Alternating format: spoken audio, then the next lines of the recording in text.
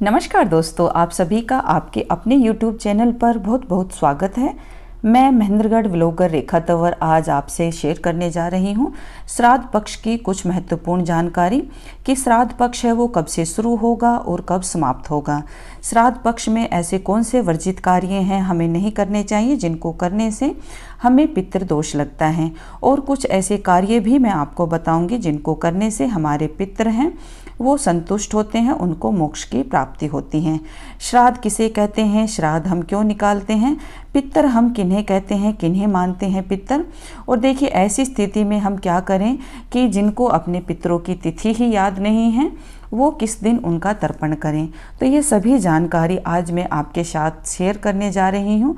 यदि आप मेरे चैनल पर पहली बार विजिट कर रहे हैं तो मैं आपसे रिक्वेस्ट करना चाहूँगी कि आप मेरे चैनल को सब्सक्राइब ज़रूर कर लें, बेल आइकन को भी प्रेस कर लीजिए ताकि इस तरह की सभी वीडियो आप अपने फ़ोन पर देख पाएंगे, कोई भी वीडियो आप मिस नहीं कर पाएंगे। तो देखिए आज मैं बात करूंगी श्राद्ध पक्ष जो शुरू हो रहा है वो भाद्रपद पूर्णमासी तिथि से लेकर जो 2 सितंबर से शुरू होगी और 17 सितंबर जो सर्व पितृ अमावस्या तिथि है तब समाप्त होगी। तो इन्हीं 15 दिनों के बीच के अंतराल को हम श्राद्ध पक्ष कहते हैं। इन्हीं 15 दिनों में हम पितरों का तर्पण है वो करते हैं। देखिए जो पितृपक्ष जो शुरू होता है भाद्रपद माह की पूर्णमासी तिथि से लेकर अश्विन मास की अमावस्या तिथि जो 15 दिन होते हैं, इन्हीं 15 दिनों को हम पितृपक्ष कहते हैं। और इन्हीं 15 दिनों में जो तिथियां आती हैं इन्हीं तिथियों को हम अपने पितरों का तर्पण करते हैं। जैसे कि आपके परिजन में किसी की भी मृत्यु सप्तमी तिथि के दिन हुई है तो हम सप्तमी तिथि के दिन ही उनका तर्पण करते हैं। यदि 10वीं तिथि के दिन उनका निधन हुआ है तो 10वीं तिथि के दिन ही हम उनका तर्पण करते हैं। और देखिए काफ़ी मेरे दोस्त ऐसे भी हैं जिनको अपने परिजन की तिथि याद नहीं है, तो ऐसी स्थिति में आप सर्व पितृ अमावस्या तिथि जो है उस तिथि को भी आप उनका तर्पण है वो कर सकते हैं। यदि आपके परिवार में कोई अकाल मृत्यु हुई है या किसी भी परिजन की मृत्यु दुर्घटना से, सांप के काटने से या जहर के खाने से यदि उनकी मृत्यु हुई है तो आप उनका तर्पण चतुर्दशी तिथि के दिन यदि करते हैं तो उनको मोक्ष की प्राप्ति होती है। तो देखिए मैंने आपको बताया यदि आपको याद भी नहीं है तो इन तिथियों में आप उनका तर्पण है वो कर सकते हैं। और देखिए श्राद्ध हम किसे कहते हैं, श्रद्धा पूर्वक अपने पितरों का सम्मान प्रकट करना, उनको तृप्त करना, उनको भोजन है वो ग्रहण कराना, इसी श्रद्धा भाव को हम श्राद्ध हैं वो कहते हैं। कहीं कहीं पर इस श्राद्ध को पान भी कहा जाता है, पान निकालना, कनागत भी कहते हैं। आपके क्षेत्र में क्या कहते हैं मुझे कमेंट करके आप ज़रूर बताइए। और देखिए यदि किसी के परिवार में अकाल मृत्यु हो जाती है और आपको उनकी तिथि का नहीं पता, आप उनका तर्पण नहीं करते हैं, तो ऐसे में आपको पितृदोष है वो लगता ही लगता है। पितृदोष को यदि आपको समाप्त करना है, उससे मुक्त होना है, तो इन 15 दिनों में आप पितरों का तर्पण है वो अवश्य करें।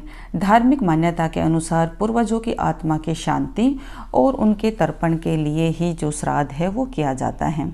पितृपक्ष में यदि आपके घर में कोई भांजा आता है, यदि आप उनको भोजन कराते हैं, उनको वस्त्र रूप में वस्त्र देते हैं, दक्षिणा देते हैं और उनसे आप आशीर्वाद प्राप्त करते हैं, तब भी आपके पितर हैं वो प्रसन्न होते हैं।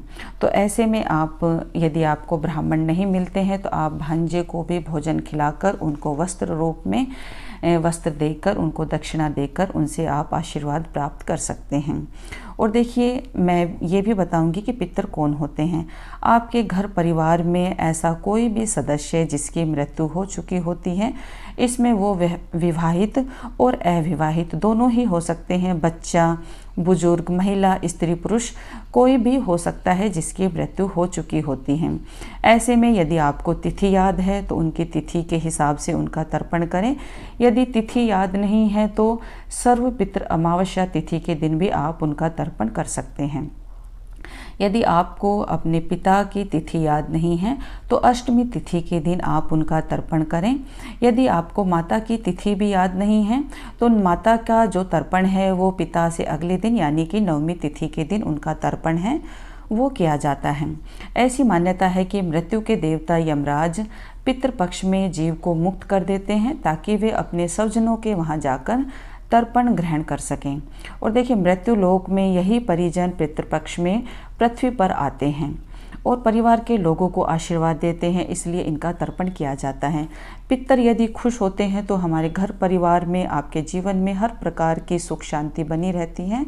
और देखिए दोस्तों, पितृदोष है, एक बहुत बड़ा दोष है, इससे आप ज़रूर बचें। और यदि आपको दोष लगा हुआ है तो इन 15 दिनों में आप पितृदोष से मुक्ति है वो पा सकते हैं। श्रद्धा पूर्वक अपने पितरों का तर्पण करें, अच्छे से घर की साफ सफाई करके उनका पसंदीदा जो भी भोजन उनको पसंद था वो बनाकर ब्राह्मणों को भोजन कराएं। गौ माता को, कुत्ते को और गाय को भी आप भोजन अवश्य दें। तो यदि आप इन चारों को भोजन कराते हो तो आपके पितर हैं वो तृप्त होते हैं, उनकी आत्मा को मुक्ति मिलती है। ऐसा आप अवश्य करें। और सनातन मान्यता के अनुसार जो परिजन अपना शरीर त्याग कर चले जाते हैं, उनकी आत्मा को तृप्त करने के लिए ही हम उनका तर्पण करते हैं।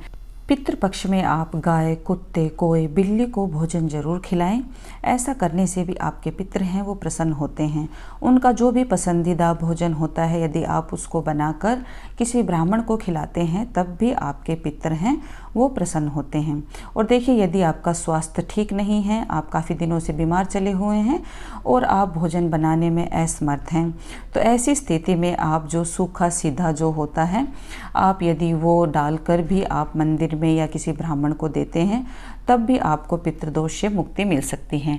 तो सीधे में आपको क्या रखना होता है, दाल, चावल, आटा, नमक, मिर्च, जो भी खाने का सूखा सामान होता है, और कुछ दक्षिणा के रूप में कुछ रुपए पैसे, आप ये सब भी देकर आप पितरों का तर्पण है वो कर सकते हैं। जो भी आपकी श्रद्धा है, जो भी आपका सामर्थ्य है, वो दान दक्षिणा देकर आप मंदिर में पितरों का तर्पण आप अवश्य करें।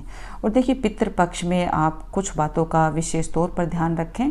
यदि आप जिस समय पितरों का तर्पण कर रहे हैं उस समय घर में लड़ाई झगड़े कलेश है वो नहीं होने चाहिए।